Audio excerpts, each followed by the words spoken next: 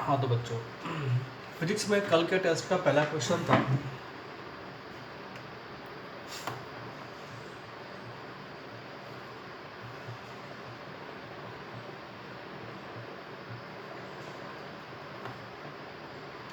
A rider on horse back falls when horse starts all of a running all of a sudden because कह रहे कि horse rider जो है वो पीछे की तरफ फॉल यानी गिर पड़ता है अगर अचानक से हॉर्स दौड़ना शुरू कर दे। ठीक है, तो चार ऑप्शन दिए हुए हैं। चारों ऑप्शन में से हम आपको पहले बताते हैं लॉजिक क्या होता है बच्चों। By the law of inertia, यानी कि जो फर्स्ट लॉ ऑफ मोशन है या न्यूटन्स फर्स्ट लॉ है, उसके अकॉर्डिंग अगर कोई बॉडी रेस्ट में है तो तब तक रेस्ट में रहेगी जब तक कि उस पर कोई एक्सटर्नल फोर्स ना लगा दिया जाए। तो बच्चों होता क्या है कि जब हॉर्स रेस्ट में होता है और राइडर उस पर बैठा होता है तो हॉर्स के साथ साथ उसका राइडर भी रेस्ट कंडीशन में रहता है। बट अचानक से जब हॉर्स दौड़ना शुरू कर दे और आप बिल्कुल भी सचेत या अवेयर नहीं हैं उस समय, तो होता क्या है, हमारा बॉडी का लगभग हाफ पार्ट यानी कि जो हमारी बेल्ट जहाँ तक पैंट होती है वहाँ उतना पार्ट जो है हॉर्स के टच में रहता है। तो वो पार्ट जो है पहले तो वो रेस्ट में रहता है, लेकिन जैसे ही वो हॉर्स दौड़ना शुरू करता है तो उतना ही पोर्शन सडनली जो है मूव करना शुरू कर देता है, लेकिन उतनी जल्दी हमारा अपर पार्ट जो है वो मोशन में नहीं आ पाता, वो लगभग रेस्ट में ही रहता है। वो कुछ सेकंड्स के बाद रनिंग में या मोशन में आ पाता है। यानी कि जब आपकी बॉडी का हाफ पार्ट रनिंग में अगर रनिंग के साथ सपोर्ट कर दे और आपका हाफ अपर पार्ट रेस्ट में ही रहे तो जाहिर सी बात है कि आपका अपर पार्ट पीछे की तरफ जो है वो रेस्ट के कारण पीछे की तरफ रहेगा और लोअर पार्ट जो है वो मोशन के कारण आगे की तरफ मूव कर जाएगा, और यही रीज़न है कि हम पीछे की तरफ गिर पड़ते हैं।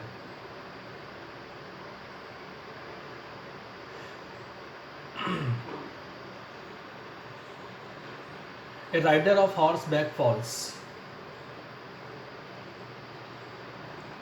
तो सी ऑप्शन जो दिया हुआ है, inertia of rest keeps the upper part of body at rest whereas lower part of the body moves forward with the horse। बच्चों गलती से सी ऑप्शन जो है वो बाई मिस्टेक गलत लग गया है जबकि मैंने बताया कि वो जो राइडर होगा वो पीछे की तरफ गिरेगा, राइट। तो सी ऑप्शन भी इसका नहीं होगा, डी ऑप्शन होगा, नन ऑफ द एबव। नहीं सॉरी, हाँ है दिया हुआ, पहला ऑप्शन दिया हुआ है राइडर इज टेकन बैक। ठीक है, तो राइडर इज टेकन बैक यानी कि राइडर जो पीछे की तरफ गिर पड़ेगा। तो बच्चों ए ऑप्शन सही है, सही कर लीजिए इसको। कल आंसर में जो सी ऑप्शन दिया था वो गलत है। ठीक है, तो मैंने बताया कि जैसे ही हॉर्स अचानक से रनिंग करना शुरू कर दे तो राइडर का जो लोअर पार्ट है वो मूव करना शुरू कर देता है, जिससे कि अपर पार्ट रेस्ट में रहने के कारण वो पीछे की तरफ फॉल डाउन हो जाता है।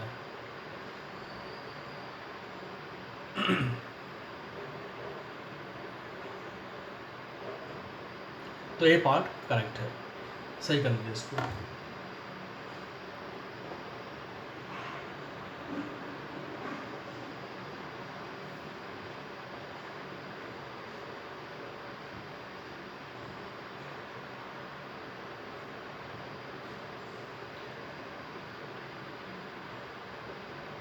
क्योंकि आगे तरफ नहीं गिरेगा। Now second,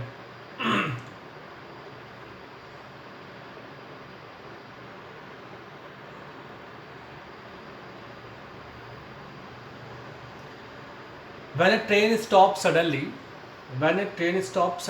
passengers in the running train feel an instant jerk in the forward directions because, बिल्कुल सेम रीज़न है।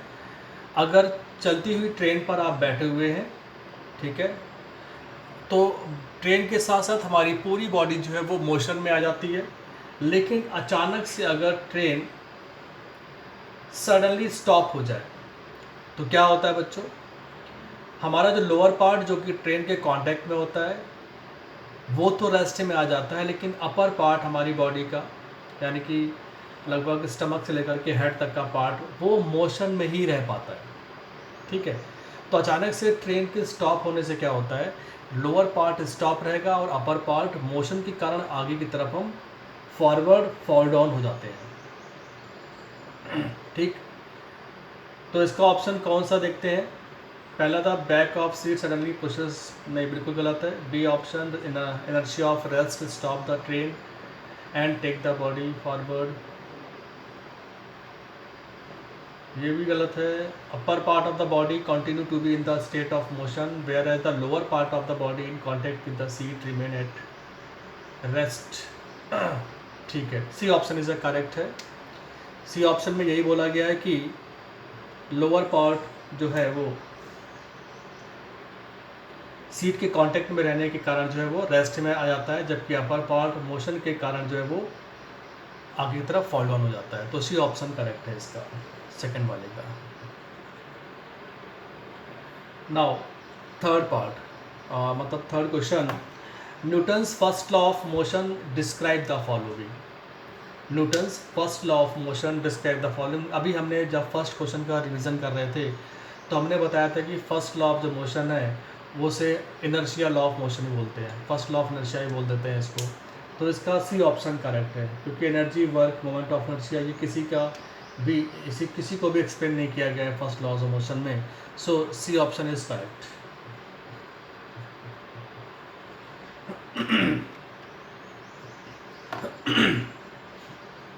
Now fourth, Newton's second law gives the measure of.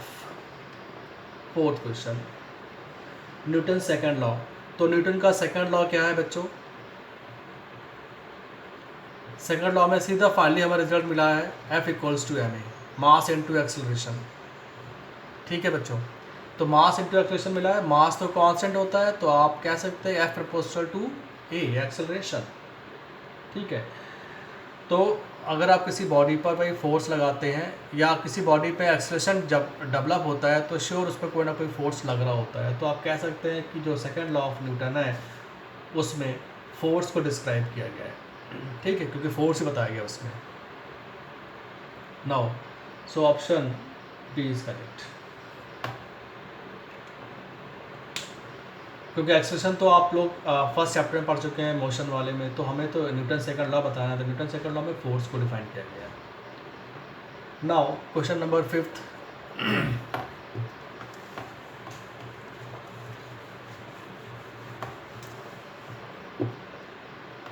Question number fifth की बात करते हैं अगर हम, a force of 100 dyne F equals to 100 dyne, और ये बच्चों डाइन किस में है, CGS में, ये ध्यान रखिएगा, ये CGS सिस्टम में चला गया, अदरवाइज ये न्यूटन में होता। तो सेंटीग्राम सेकेंड जो है वो CGS में आपका। फिर पूछ रहे हैं dyne acts on mass of 5 gram, M दिया हुआ है 5 ग्राम। चलो अच्छी बात ये है कि ये भी CGS में दे रखा है, और टाइम दिया हुआ है T इक्वल्स टू 10 सेकेंड। ठीक है बच्चों, क्या फाइंड करना है, द वेलोसिटी प्रोड्यूस्ड, वेलोसिटी कितनी होगी जिस पे फोर्स लग रहा है।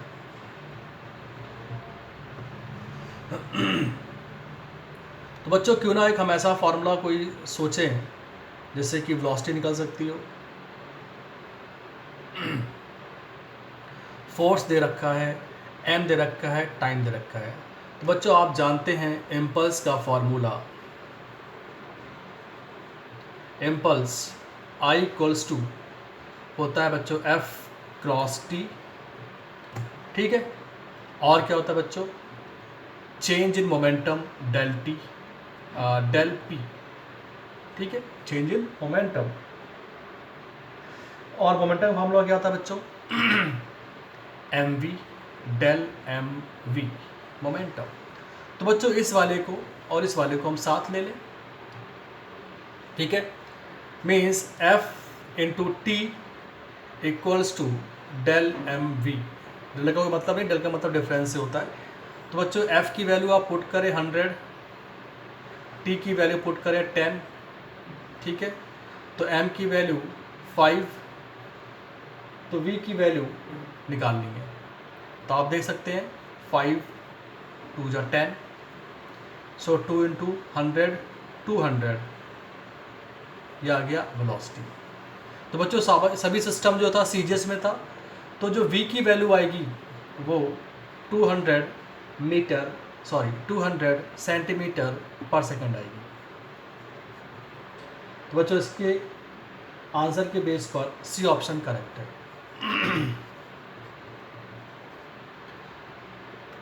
इसे नोट कर लें।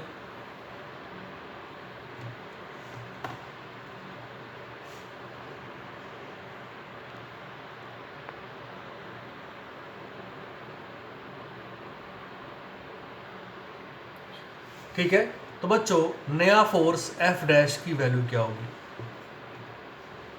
राइट। तो बच्चों पहले वाले केस में अगर हम बात करें तो एफ इक्वल्स टू क्या आएगा बच्चों, एम ए। इस वाले केस की बात करें एफ डैश, तो इसकी वैल्यू क्या आएगी 2m इंटू 2a। तो ये हो जाएगा बच्चों 4ma, और ma की वैल्यू इक्वेशन नंबर 1 इससे आप निकाल लीजिए क्या बच्चों 4f। मतलब अब जो नया फोर्स होगा वो 4 टाइम्स हो जाएगा, यानी कि अब जो फोर्स आपको लगाना पड़ेगा वो पहले वाले फोर्स से 4 गुना ज़्यादा लगाना पड़ जाएगा,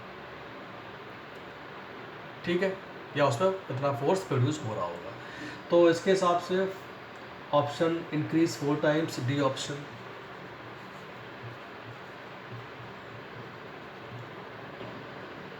इसे नोट कर लें।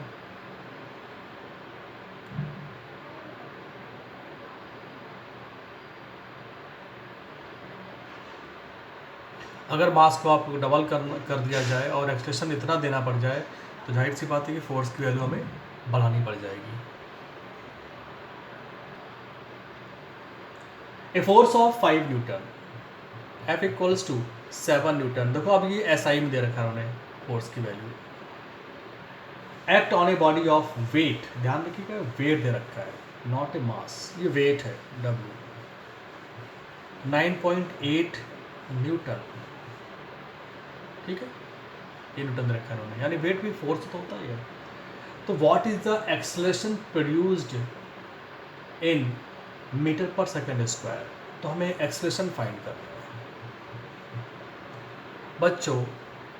एफ का फार्मूला होता है एम ए, और वेट का फार्मूला होता है बच्चों mg, ठीक है। तो इस वाले केस से अगर हम m निकालते हैं तो बच्चों m की वैल्यू आती है 9.8 अपॉन g, और बच्चों g की वैल्यू कितनी होती है 9.8। तो जब ना दिया जाए g की वैल्यू तो आपको 9.8 अपने आप से पुट करना होगा, ये मैंने आपको बताया था। तो बच्चों आ गया m की वैल्यू कितना 1 kg। क्यों आया, क्योंकि हम लोगों ने g की वैल्यू ऐसा ही में लिया हुआ है, इसलिए 1 kg। अब आते हैं इस पर, फोर्स दे रखा है 7 न्यूटन और आप जानते हैं कि उसकी वैल्यू होती है ma के equal, so 7 equals to ma, so a equals to, अच्छा 7 दे रखा है हमें 5, सॉरी गलती से 7 कैसे आ गया, 5 होगा ना ये 5 आंसर नहीं आता, ठीक है बच्चों। तो 5 दे रखा है उन्होंने, तो ये हम यहाँ पर 5 करेंगे। तो क्या हो जाएगा बच्चों, a equals to 5 upon m, और m की वैल्यू क्या दे रखी उन्होंने 1, so 5 upon 1 means 5 metre per second square is the answer. तो ऑप्शन बी ऑप्शन करेक्ट है, नोट कर लें इसको।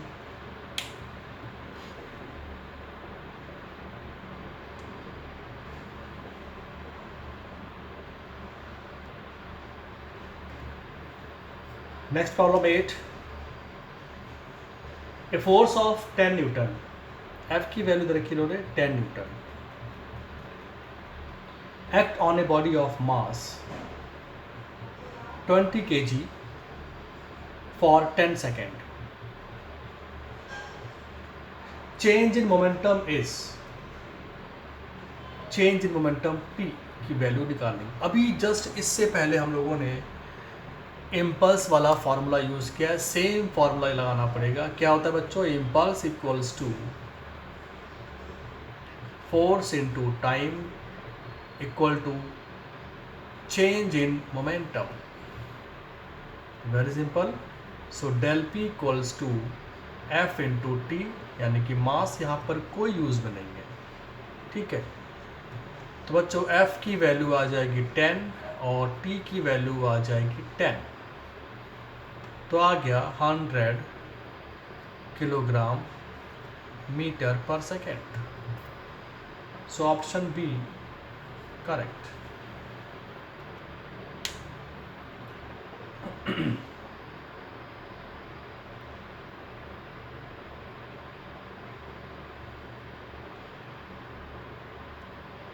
का मतलब क्या हुआ, अगर आप किसी बॉडी पर फोर्स लगाते हैं तो वो बॉडी भी आप पर उतना ही फोर्स लगाएगी। तो मतलब ये हुआ कि अगर कोई स्विमर स्विमिंग करता है तो क्या होता है बच्चों, वो अपने हाथ से पीछे की तरफ वाटर को फेंकता है ना। तो जब वाटर पीछे की तरफ फेंकेगा तो वाटर भी एक ऑब्जेक्ट है जिस पर आपका हाथ एक्शन कर रहा है। तो वाटर क्या करेगी, बदला लेगी आपसे, आपकी पूरी बॉडी पर फोर्स लगाएगी, यानी कि आपकी बॉडी को आगे की तरफ पुश करेगी। है कि नहीं। ये मान लो ये स्विमर है, ठीक।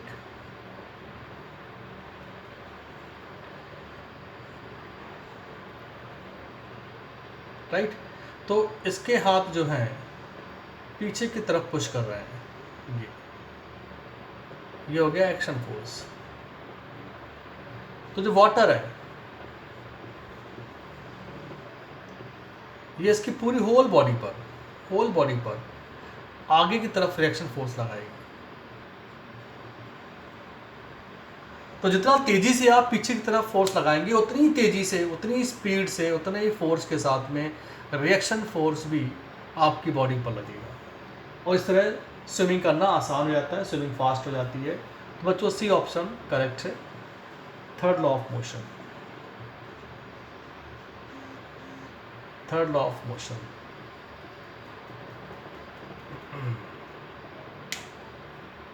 अब आप ये मत कहिएगा कि कोई बच्चा अगर या कोई जानवर कुएं में गिर जाए तो जितनी तेजी से करेगा उतनी ऊपर जंप करेगा, ऐसा नहीं है। नहीं ये सोचकर कोई कुएं में कूद जाए बेचारा। तो हमारे जो पैर के पंजे हैं, अब देखो बना रहा हूँ, ये 10th वाले के लिए थोड़ा सा देखो हिंट देता हूँ मैं आपको।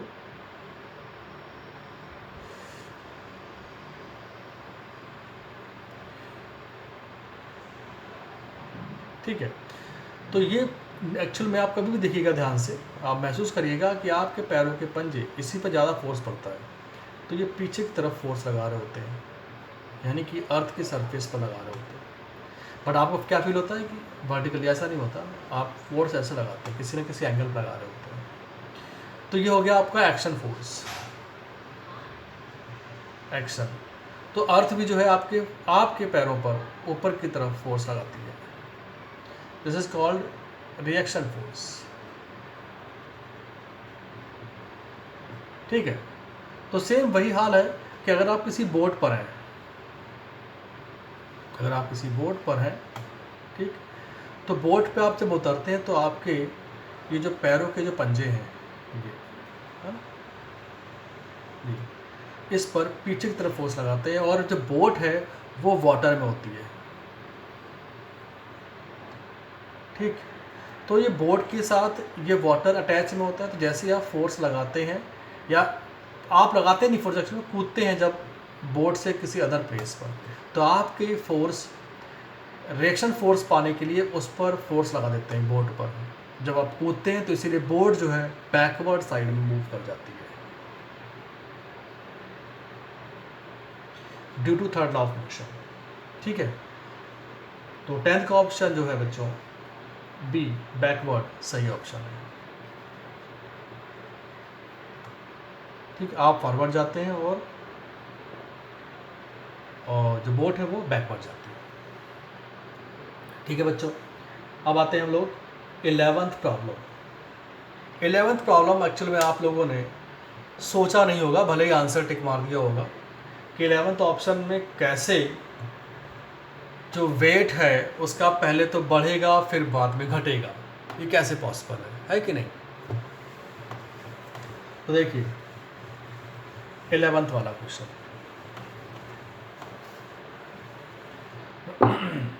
ये भी न्यूटन्स के थर्ड लॉ पर ही है। वेट मशीन बच्चों एक्शन रिएक्शन फोर्स पर डिपेंड करती है, ये वेट मशीन है।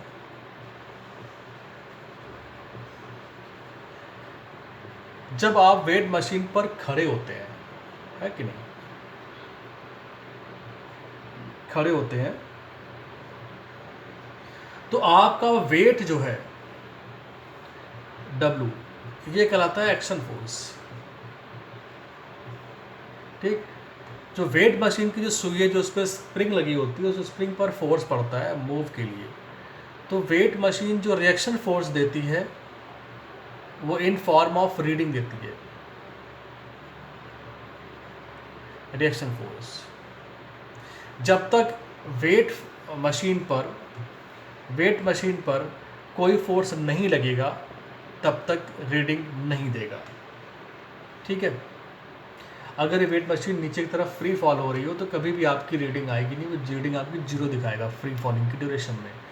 तो बच्चों जब हम कोल्ड ड्रिंक या सॉफ्ट कोल्ड ड्रिंक जो कि पैक्ड होती है, जिसमें आप फोर्सली गैस को, कार्बन डाइऑक्साइड गैस को मतलब ठूस ठूस के प्रेशर पर फिल करते हैं,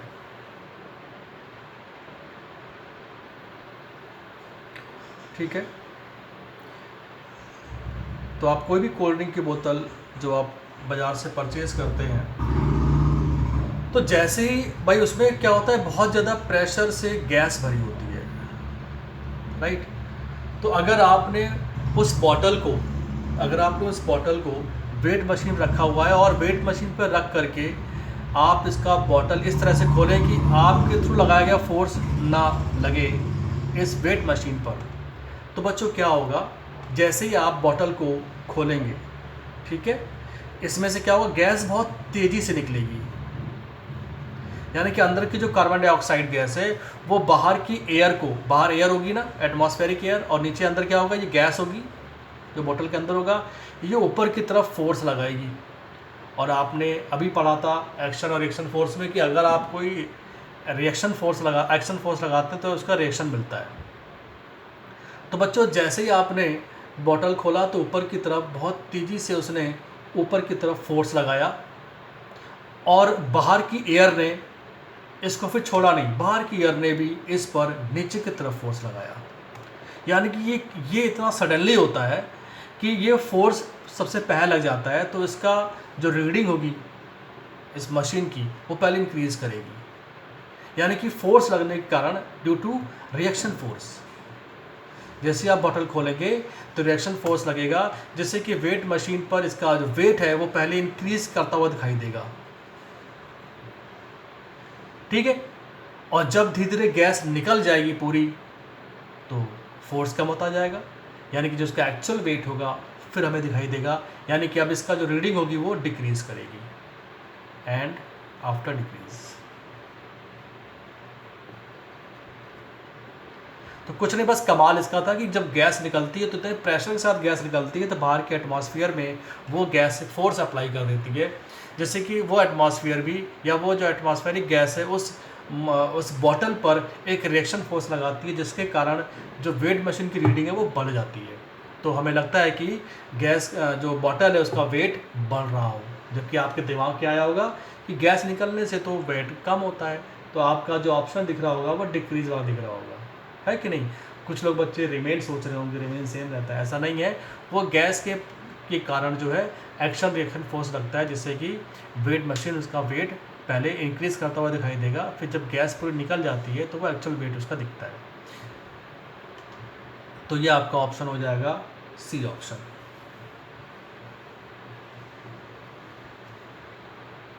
ठीक है, नोट कर लें इसको भी।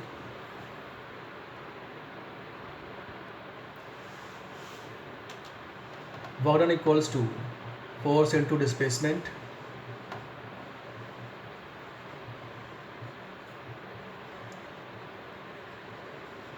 ठीक है बच्चों। तो देखिए अब यहाँ पर मेजरमेंट कैसे करते हैं। Now measurement of work done. मान लीजिए आपने किसी ऑब्जेक्ट पर ऐसे फोर्स लगाया आपने, या आप पुल कर रहे हो, मान लो फोर्स है जो कि हॉरिजॉन्टल से थीटा एंगल पर है, राइट। तो उसमें कुछ ना कुछ डिस्प्लेसमेंट दिखाई देगा भाई। वो ऑब्जेक्ट इधर मूव करेगी, मान लो ए से बी। ए से बी कितना है मान लो डिस्टेंस, मान लेते हैं एस। अब देखो बच्चों यहाँ पर हम फोर्स एफ के कंपोनेंट निकाल लेते हैं, देखते हैं कि रियल में फोर्स कितना लग रहा है। तो ऊपर आ जाएगा एफ साइन थीटा, नीचे आ जाएगा F cos theta by the trigonometry, ठीक है। तो आप देख रहे हैं कि डिस्प्लेसमेंट किधर हो रहा है, इधर हो रहा है, यानी कि एफ कॉस थीटा फोर्स के कारण ही डिस्प्लेसमेंट एस दिखाई दे रहा है, जबकि ऊपर की तरफ डिस्प्लेसमेंट क्या है बच्चों, जीरो है। यानी कि इस फोर्स का कोई वैल्यू नहीं है, इस फोर्स की कोई वैल्यू नहीं है। सो फाइनली फोर्स जो है वो हॉरिजॉन्टल डिस्प्लेसमेंट दिखा रहा है। तो वर्क डन क्या होगा बच्चों, F cos theta into S, या कह सकते हैं एफ एस कॉस थीटा। एक बात बच्चों और, कि अगर रिजल्टेंट फोर्स हॉरिजॉन्टल लग रहा हो, ठीक है, तो वो क्वांटिटी हमेशा स्केलर कहलाती है, ठीक है। Due to horizontal force resultant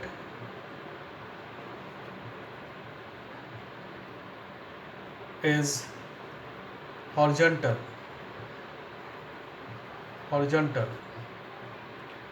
work done is scalar quantity।